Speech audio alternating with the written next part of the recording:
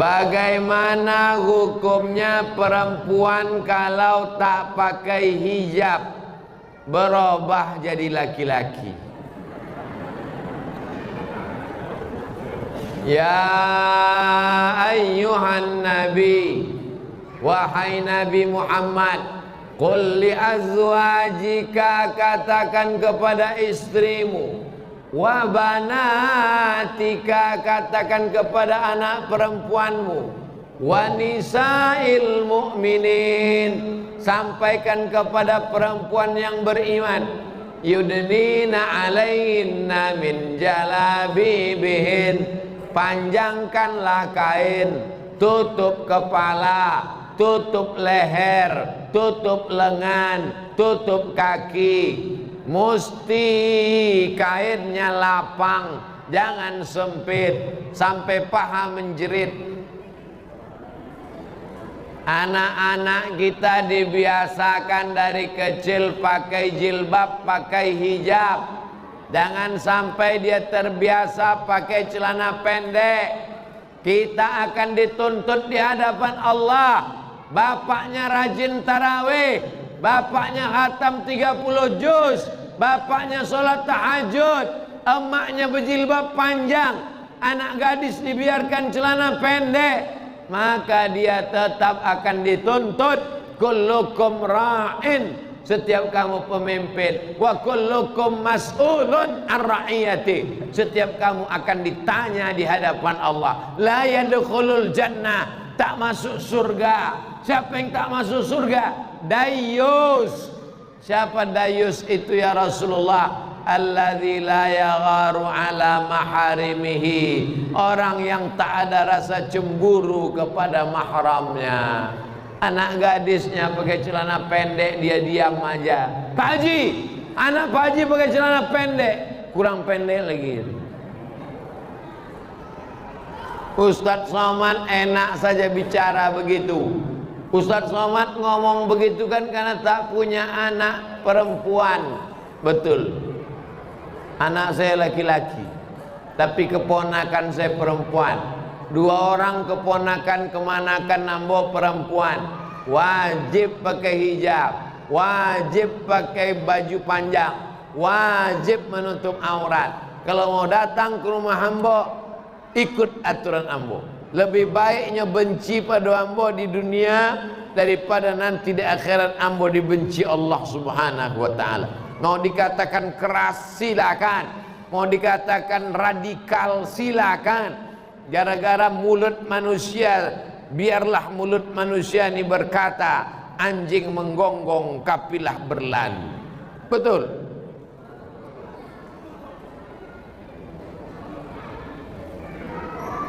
Bagaimana pendapat Ustadz maraknya pesantren yang banyak kajian yang tak sesuai dengan kebiasaan ibadah di tempat kami selama ini? Misalnya larangan mentalkinkan mayat. Mentalkinkan mayat sesudah masuk kubur, hadisnya diriwayatkan sahabat Nabi, namanya Abu Umamah Al-Bahili. Jenazah kalau sudah dikuburkan dibacakan talqin. Status hadisnya hadis hasan. Kata Imam Al-Hafiz Ibnu Hajar Al-Asqalani, hafalan hadisnya 300.000 hadis. Nama kitabnya Talkhis Al-Habir. Orang yang mati meninggal dunia dikuburkan dibacakan talqin. Hadisnya riwayat Abu Umamah Al-Bahili, membacakan talqin itu sunnah. Begitu disebutkan. Hadisnya hadis hasan. Kenapa kita masih goncang? Apa yang membuat kita goncang? Ustadz-ustadz dari Kampar Kiri, ada Ustadz Dr. Zul Ikrami, S1 Azhar, S2 Sudan, S3 Sudan, dosen UIN, Ahlussunnah wal Jamaah. alirannya sama. Masalah khilafiyah ini biasa. Yang penting dalil. Ada dalilnya, ada hadisnya, ada fatwa ulamanya. Amalkan. Kenapa kita goncang? Kenapa kita goyang? Kenapa kita macam pucuk eru? Kenapa kita macam baling-baling di atas bukit? Begini kata orang, goyang. Begini kata orang, goyang. Berarti tak punya pegangan.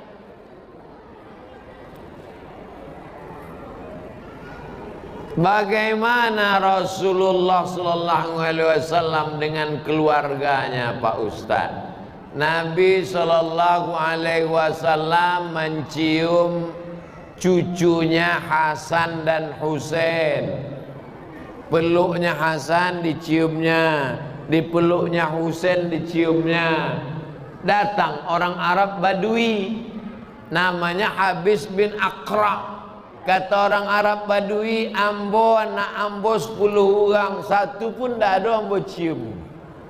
Orang Arab Badui itu hatinya keras macam batu.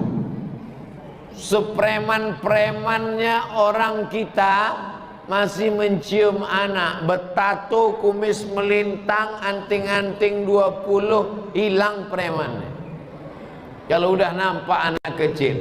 Orang Arab Badui hatinya keras, tak mencium anaknya. Nabi mengajarkan memeluk, mencium Al-Hasan dan Husain. Nabi sallallahu alaihi wasallam bersedekah makanan kepada perempuan. Ada perempuan dia kasih makan. Sahabat bertanya, siapa perempuan itu? Kenapa dikasih makan? Dia kawan Khadijah, kawan akrab Khadijah. Khadijah sudah meninggal, tetap sambung silaturahim pada kawan-kawan sahabat-sahabat Khadijah. Nabi memanggil Aisyah, tak ada dia panggil namanya, ya Aisyah, hai Aisyah, tak ada. Dia panggil ya Humairah. Humairah artinya ahmar, ahmar artinya merah. Wahai engkau yang kulitnya merah kalau kena matahari. Dipanggilnya dengan panggilan kesukaan, ya Humairah. Boleh ambo panggil bini ambo ya Humairah Ustaz? Boleh, tapi nyo ndak putih, ndak apa-apa.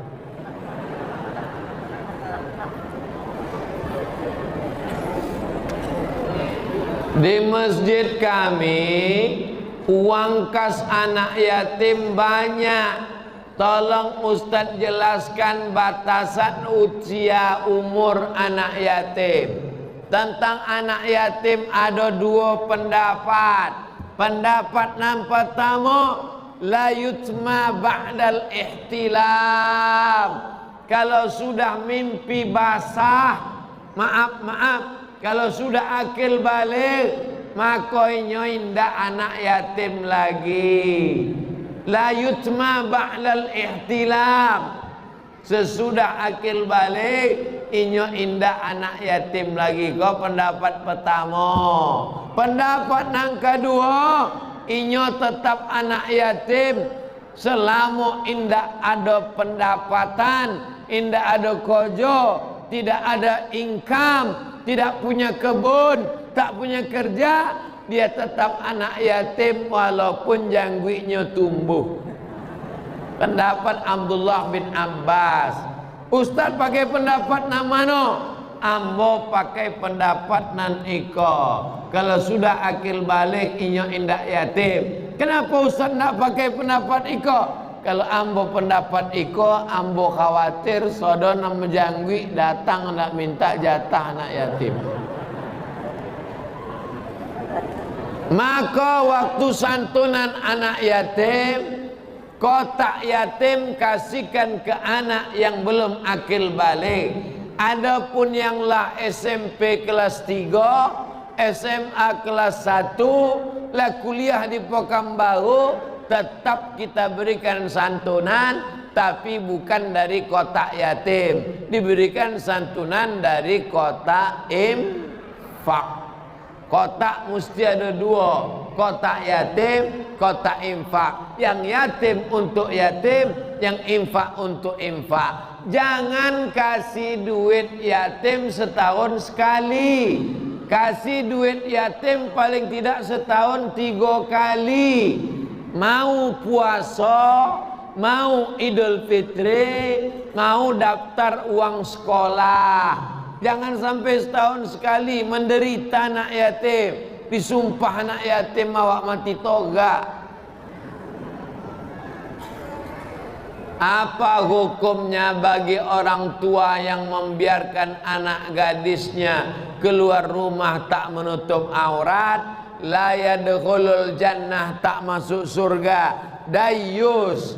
Siapa dayus itu? Orang yang tak ada cemburu kepada anaknya.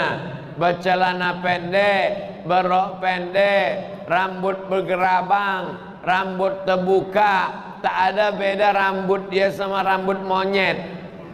Sama-sama terbuka. Waktu ditanya, kenapa dibuka? Semakin terbuka, semakin modern. Kalau semakin terbuka, semakin modern, maka yang paling modern adalah cigak dan cingkuk.